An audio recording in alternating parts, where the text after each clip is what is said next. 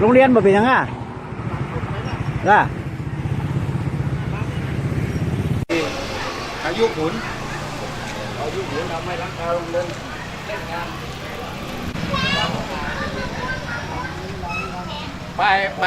ไปหน้าผมเดินในไปมันยังยกออกไม่ก่อน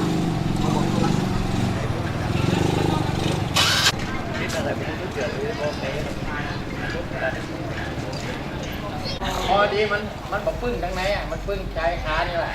ต้นตัวนี้เป็นห้องเรียนหมดเลยครับ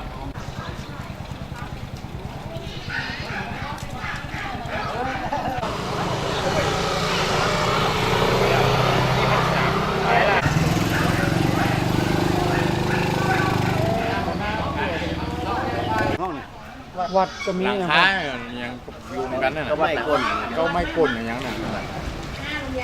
ต้องการมันยังต้องการมันต้องควบไปกินโรงเรียนนั่นแหละนั่งนั่นแหละ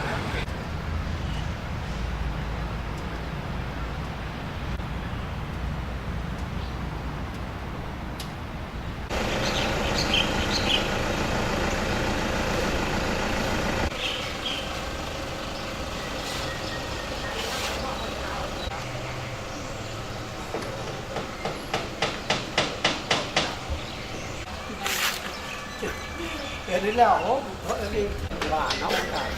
เนาะ